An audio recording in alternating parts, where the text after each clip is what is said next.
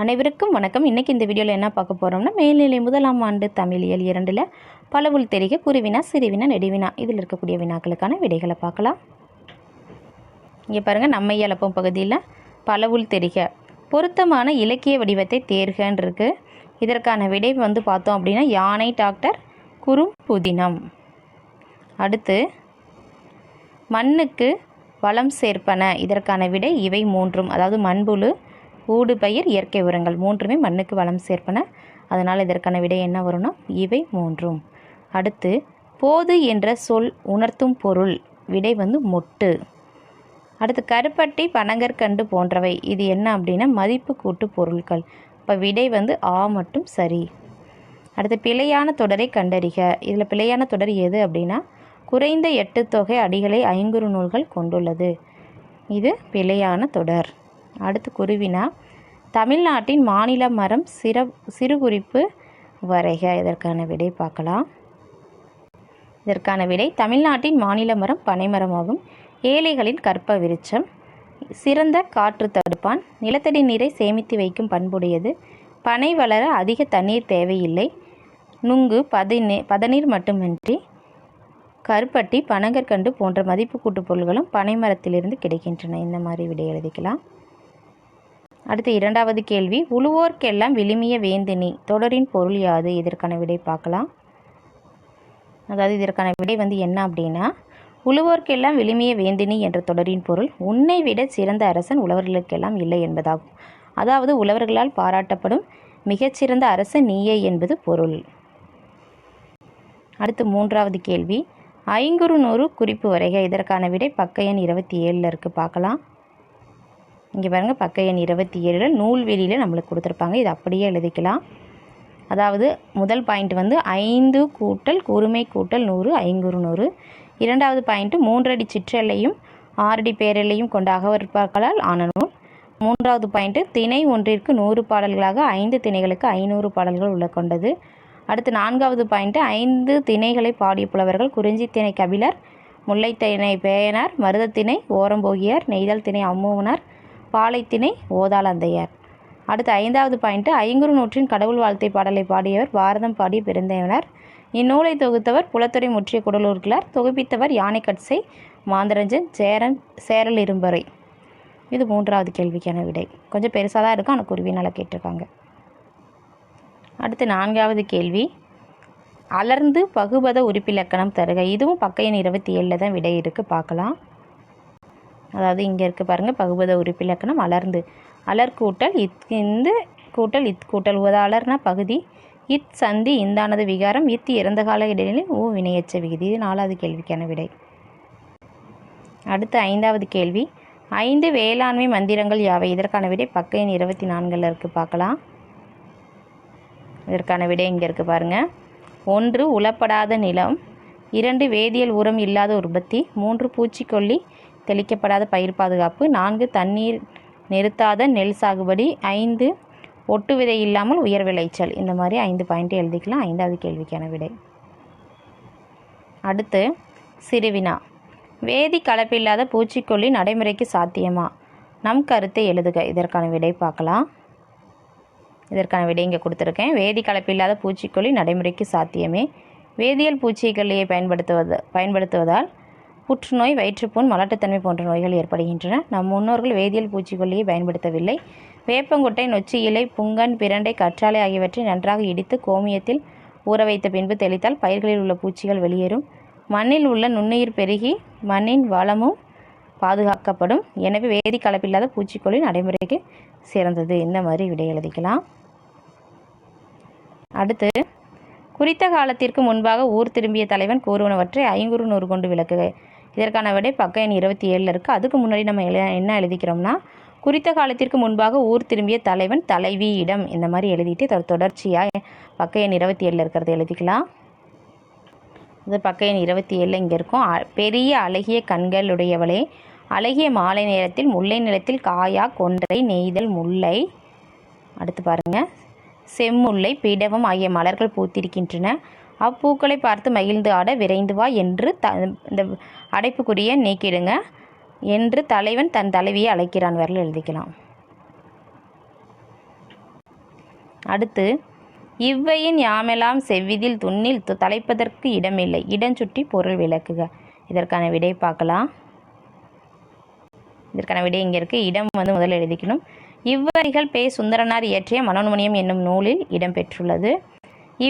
பொருள் வந்து இவ்விடத்தில் நாமெல்லாம் கூட்டமாய் வாழ்ந்தால் செழித்து வளர்வதற்கு இடமில்லாமல் போய்விடும். அதனால் தன் சிறுவர்கள் வாழ வேறு இடம் செல்ல வேண்டும் என்கிறது சிறுபுல். விளக்கம் கரையில் முளைத்த புல் குறிக்கோளுடன் செயல்படுகிறது. அது தன் வரலாற்றை இங்கே இருக்குது பாருங்கள். அது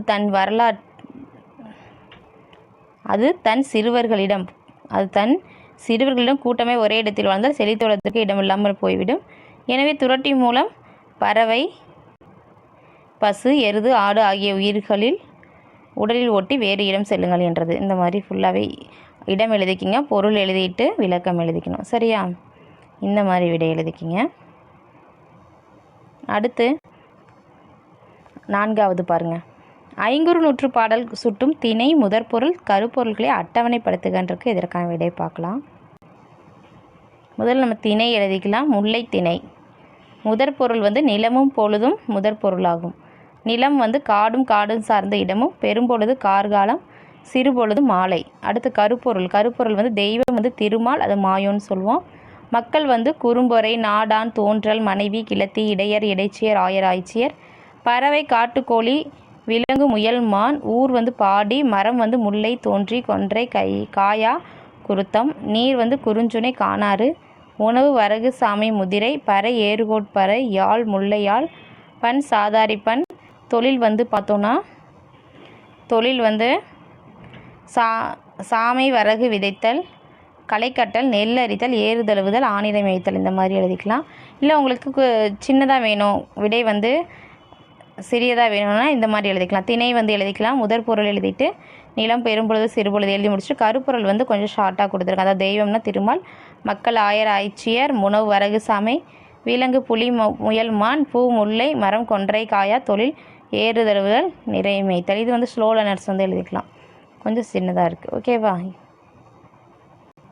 அடுத்து நெடுவினால 3 கேள்வி கேட்டிருக்காங்க. முதல் கேள்வி பாருங்கள். சுற்றுச்சூழலை வளப்படுத்துவது இயற்கை வேளாண்மையே என்னும் தலைப்பில் மேடை பயிற்சிற்கான உரையை உருவாக்குக. இதற்கான விடை பார்க்கலாம். அதாவது இதற்கான விடை சுற்றுச்சூழலை வளப்படுத்துவது இயற்கை வேளாண்மைன்னு எழுதிட்டு அது கிலோ ஒவ்வொரு பாயிண்ட். அதாவது இவ்விழாவிற்கு சிறப்பு விருந்தினராக வருகை புரிந்துள்ள மதிப்பிற்குரிய ஐயா அவர்களுக்கும் நமது பள்ளியின் தலைமை ஆசிரியர் அவர்களுக்கும் எங்களை நல்வழிப்படுத்த அயராது உழைத்துக் கொண்டிருக்கும் இருபால் ஆசிரியர் பெருமக்களுக்கும் இந்நாட்டின் எதிர்கால தூண்களாகிய மாணவ மாணவியர் அனைவருக்கும் என் முதற்கண் வணக்கத்தை தெரிவித்துக் கொள்கிறேன். மனித உயிர்கள் வாழ அடிப்படையாக விளங்குவது வேளாண்மை. அதனால்தான் உழவு உலகிற்கு அச்சாணி என்று வள்ளுவரும் உழவுக்கும் தொழிலுக்கும் வந்தனை செய்வோம் என்று பாரதியாரும் போற்றுகின்றனர். அத்தகைய வேளாண்மை இன்று இயற்கை வாழ்வில் இருந்து விலகியதால் மண்ணிற்கும் உயிர்களுக்கும் கேடு விளைவித்துக் கொண்டிருக்கிறோம். அன்று நம் முன்னோர்கள் இயற்கை முறை வேளாண்மை கையாண்டதால் ஆரோக்கியமாக வாழ்ந்தனர். இன்றோ வேதி கலப்புடைய பூச்சிக்கொல்லி, ரசாயன உரம் போன்றவற்றை பயன்படுத்துகிறோம். இதனால் மண்வளம் குறைந்து மக்கள் புற்றுநோய், வயிற்றுப்புண், மலட்டுத்தன்மை போன்ற நோய்களால் பாதிக்கப்பட்டு துன்புறுகின்றனர். எனவே நாம் விதைப்பதிலிருந்து விளைச்சல் முடியும் வரை நம்மாழ்வார் அவர்களின் வழியை பின்பற்றி வேதிக்கலப்பே இல்லாத இயற்கை வேளாண்மை செய்ய வேண்டும் என்பது எனது உரையின் நோக்கம். இயற்கை வேளாண்மைக்கான வழிகள்: பனைமரம் வளர்ப்பதால் நிலத்தடி நீர்மட்டம் குறையாமல் பாதுகாக்கப்படுகிறது. வைக்கோலை மடிய செய்து உழுவதோடு மட்டுமில்லாமல் பருவம் வந்தவுடன் நீரை தேக்கி உழுதல் வேண்டும். உழும்பொழுது தொழு உரம் இட வேண்டும். சிறிய வாய்க்கால்கள் அமைத்தல், மழைநீரை சேமித்தல் போன்ற செயல்களில் கிணற்று தண்ணீர் மட்டம் உயரும். வேதி கலப்பில்லாத பூச்சிக்கொல்லியை பயன்படுத்த வேண்டும். இதனால் பூச்சிகளிடமிருந்து பயிர்களும் மண்ணில் மண்புழு போன்ற சிறிய உயிரிகளோ பாதுகாக்கப்படுகின்றன. இயற்கையாகவே உரத்தையும் உருவாக்கிட வேண்டும். இதனால் நுண்ணுயிர் பெருக்கம் குறையாமல் மண் சத்து வீணாகாமல் நிலத்தை வளமாக வைத்துக்கொள்ள முடியும். எனவே மரங்களை வளர்த்து மழைநீரை சேமித்து இயற்கை வழியில் வேளாண்மை செய்து நலமுடன் வாழ்வோம். எனக்கு வாய்ப்பளித்த அனைவருக்கும் நன்றி கூறி விடைபெறுகிறேன். வணக்கம். இந்த மாதிரி விடை எழுதிக்கலாம். அடுத்து யானை டாக்டர் கதை வாயிலாக 2வது கேள்வி. புல் நாங்குல் புழுவை நோக்கி நடராசன் உரைப்பனவற்றை தொகுத்து எழுதுகின்றிருக்கு. இதற்கான விடை பார்க்கலாம். இதற்கான விடை புல்லின் பரிவுன்னு